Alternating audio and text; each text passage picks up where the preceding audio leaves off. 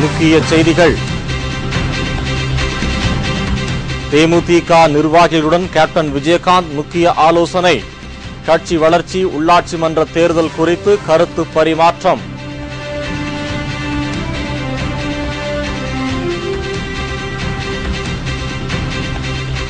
லோக்பால் மசோதா குறித்து அண்ணா ஹசாரேவுக்கு சோனியா காந்தி கடிதம். கோரிக்கைகளை பரிசீலிப்பதாக உறுதி.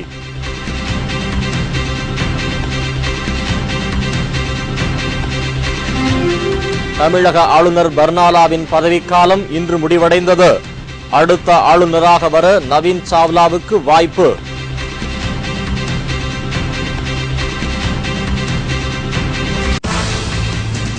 மத்திய அமைச்சரவையில் ஜூலை 2ஆம் தேதி மாற்றம். தயாநிதி மாறன் பதவி பறிப்பு. தமிழக காங்கிரஸ் எம்பிக்கள் 2 பதவி.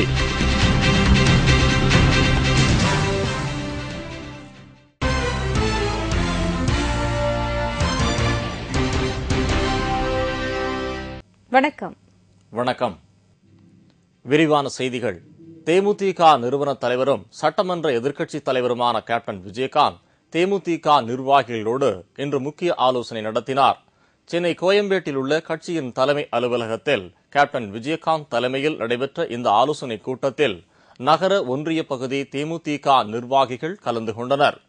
முதல் கட்டமாக ராமநாதபுரம், சிவகங்கை, தூத்துக்குடி, திருநெல்வேலி, கன்னியாகுமரி உள்ளிட்ட 28 மாவட்ட நிர்வாகிகளின் ஆலோசனைக் கூட்டம் நடைபெற்றது.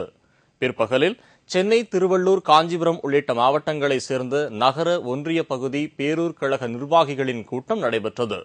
சட்டமன்ற தேர்தலில் கழகம் மாபெரும் வெற்றி பெற்றதற்காக நிர்வாகிகள் அனைவருக்கும் கேப்டன் விஜயகாந்த் பாராட்டும் வாழ்த்தும் தெரிவித்தார்.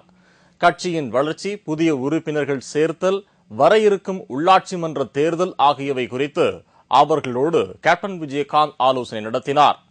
அவர்கள் மத்தியில் பேசிய கேப்டன் விஜயகாந்த், சட்டமன்ற தேர்தலில் மக்கள் நம்மீது பெரும் நம்பிக்கை வைத்து ஆதரவு கொடுத்துள்ளதால் அவர்களின் நம்பிக்கைக்கு ஏற்றவாறு நமது பணிகள் நேர்மையாகவும் சிறப்பாகவும் அமைய வேண்டும் என்று வலியுறுத்தினார். மக்கள் கொடுத்த ஆதரவால் தேமுதிகவுக்கு தலைமை தேர்தல் ஆணையம் அங்கீகாரம் கொடுத்து கழகத்திற்கு நிரந்தர சின்னமாக முரசு சின்னத்தை ஒதுக்கியிருப்பதையும் கேப்டன் விஜயகாந்த் தெரிவித்தார். அப்போது நிர்வாகிகள் கைதட்டி மகிழ்ச்சி தெரிவித்தார்கள். கழகத்தின் பணிகள் சிறப்பதற்காக அனைவரும் கிராமம் கிராமமாக சென்று மக்களை நேரடியாக சந்தித்து கடுமையாக உழைக்க வேண்டும் என்று கேப்டன் விஜயகாந்த் கேட்டுக் கொண்டார். ஏற்கனவே நம் மாவட்ட செயலாளர், அதே மாதிரி சட்டமன்ற உறுப்பினர் ஜெயிச்சவங்க எல்லாரும் கூப்பிட்டு மீட்டிங் போட்டேன். அது மாதிரி இப்போ நகரம், ஒன்றியம், பேரூராட்சி எல்லாரையும் கூப்பிட்டு நான் மீட்டிங் பண்ணேன். ஏன் மீட்டிங் பண்ணிருக்கேன்னா, வேலை செஞ்ச எல்லாருக்கும், தேர்தலில் வேலை பார்த்த எல்லோருக்கும் என்னுடைய நன்றிகளை அந்த வணக்கத்தை தெரிவித்துக்கிட்டு, அதே மாதிரி புதிய உறுப்பினர் சேர்க்கையை பலப்படுத்தணும்.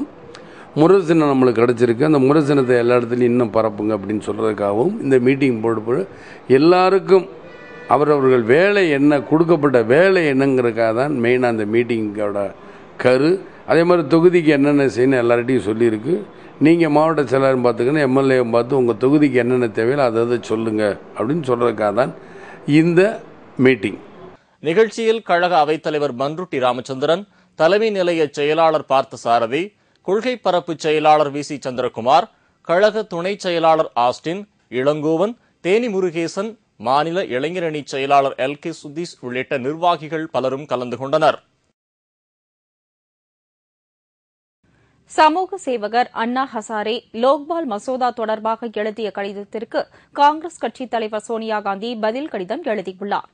லோக்பால் மசோதா குறித்த முக்கிய விவரங்களை பற்றி கடந்த ஏப்ரல் மாதம் 19ஆம் தேதி அண்ணா ஹசாரே சோனியா காந்திக்கு கடிதம் எழுதியிருந்தார்.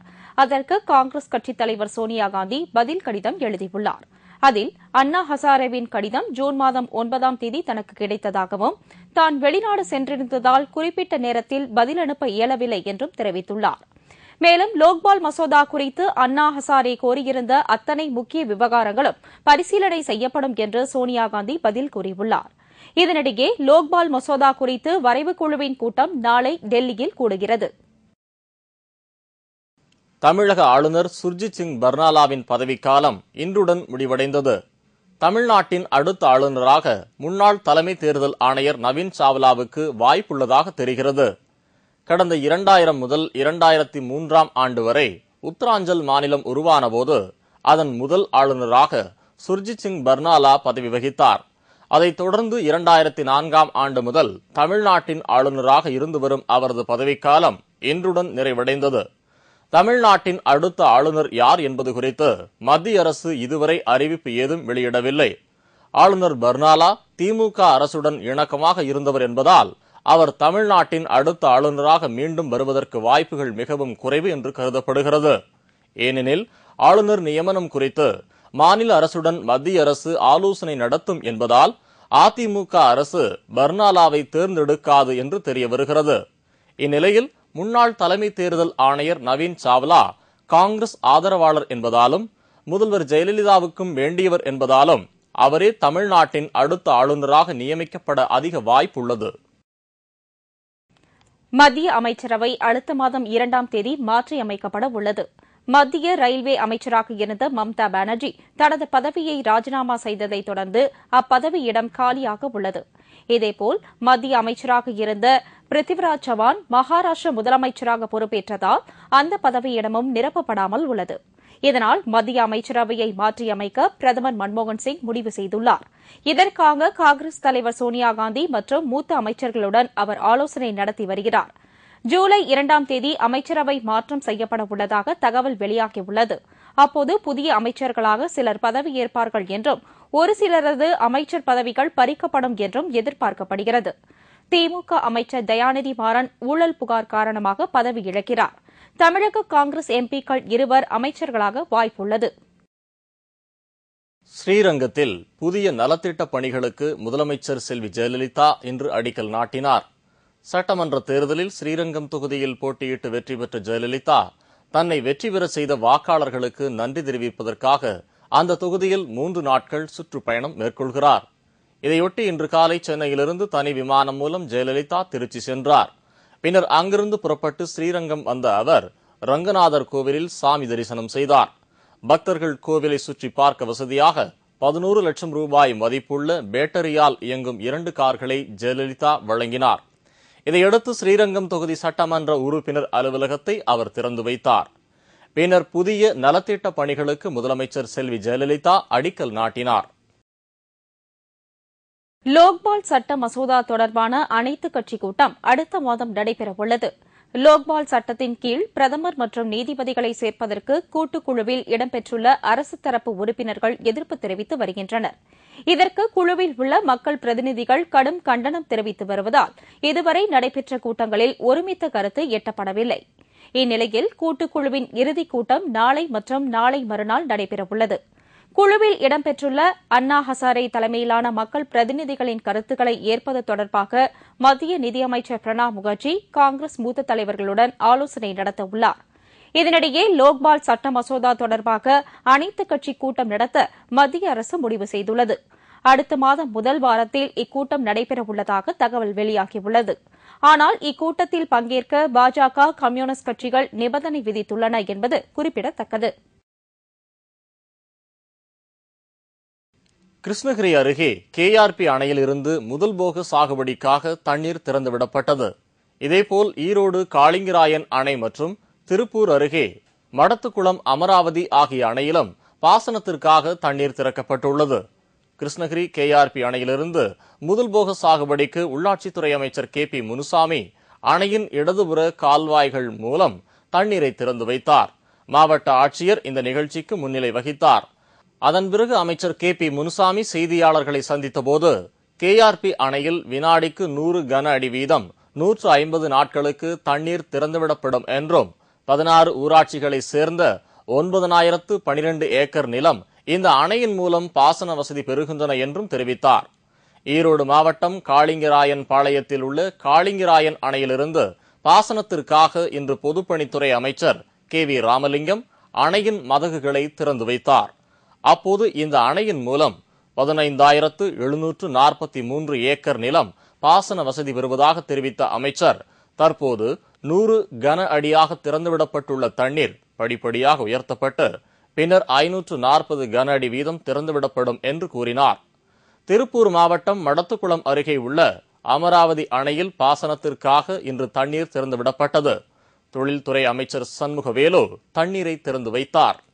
இந்த அணையின் மூலம் மடத்துக்குளம் உள்ளிட்ட 7,520 ஏக்கர் நிலம் பாசன வசதி பெறுவதாக அமைச்சர் சண்முகவேலு தெரிவித்தார். தமிழகத்தில் காங்கிரஸ் கட்சியின் கூட்டணி பற்றி பேச இளைஞர் காங்கிரசிற்கு அதிகாரம் இல்லை என்று தங்கபாலு கூறியுள்ளார். சென்னை சத்தியமூர்த்தி பவனில் காங்கிரஸ் கட்சியின் பொதுச் செயலாளர் ராகுல் காந்தியின் 41வது பிறந்தநாள் விழா இன்று கொண்டாடப்பட்டது. இவ்விழா தமிழக காங்கிரஸ் கட்சித் தலைவர் KV தங்கபாலு தலைமையில் நடைபெற்றது. அதன் பின்னர் உள்ளாட்சித் தேர்தலில் காங்கிரஸ் தனித்து போட்டியிட வேண்டும் என்று இளைஞர் காங்கிரசார் தெரிவித்துள்ளனரே என்று தங்கபாலுவிடம் செய்தியாளர்கள் கேள்வி எழுப்பினர். அதற்கு பதிலளித்த தங்கபாலு, கூட்டணி பற்றி பேசி முடிவு எடுக்கும் அதிகாரம் சோனியா காந்திக்கு மட்டுமே உள்ளதாகவும் கூட்டணி பற்றி பேச இளைஞர் காங்கிரசிற்கு அதிகாரம் கிடையாது என்றும் தங்கபாலு தெரிவித்தார். கூட்டணி பற்றி முடிவெடுக்கும் அதிகாரம் இளைஞர் காங்கிரஸ் கிடையாது. இளைஞர் காங்கிரஸ் 4 துணையமைப்பில் ஒரு அமைப்பு, அவ்வளவுதான். தமிழ்நாடு திரைப்பட இயக்குநர்கள் சங்கத்திற்கு நடைபெற்ற தேர்தலில் தலைவர் பதவிக்கு போட்டியிட்ட இயக்குநர் பாரதிராஜா தற்போதைய நிலவரப்படி அதிக வாக்குகள் பெற்று முன்னிலையில் உள்ளார். தமிழ்நாடு திரைப்பட இயக்குநர்கள் சங்க தலைவர், துணைத் தலைவர் மற்றும் நிர்வாகிகளை தேர்ந்தெடுப்பதற்கான தேர்தல் இன்று சென்னை வடபழனியில் உள்ள இசைக்கலைஞர்கள் சங்க கட்டிடத்தில் தொடங்கியது. இந்த தேர்தலில் இயக்குநர்கள் பாரதிராஜா, அமீர் ஆகியோர் ஒரு அணியாகவும், துணை இயக்குநர்கள் முரளி, அப்துல் மஜீத் ஆகியோர் ஒரு அணியாகவும் போட்டியிட்டனர். இன்று மாலை வரை நடந்த இந்த தேர்தலில் 2000 பேர் வாக்களித்தனர். இதில் தலைவர் பதவிக்கு போட்டியிட்ட இயக்குநர் பாரதிராஜா அதிக வாக்குகள் பெற்று தற்போதைய நிலவரப்படி முன்னிலையில் உள்ளார். திரைப்படத்துறை இயக்குநர்கள் சங்க பொருளாளராக ஜனநாதன் மற்றும் துணைத் தலைவர்களாக சேரன், சமுத்திரக்கனி ஆகியோர் போட்டியின்றி தேர்ந்தெடுக்கப்பட்டுள்ளது குறிப்பிடத்தக்கது. வணக்கம். வணக்கம். இத்துடன் செய்திகள் நிறைவடைந்தன. மீண்டும் செய்திகள் இரவு 10 மணிக்கு.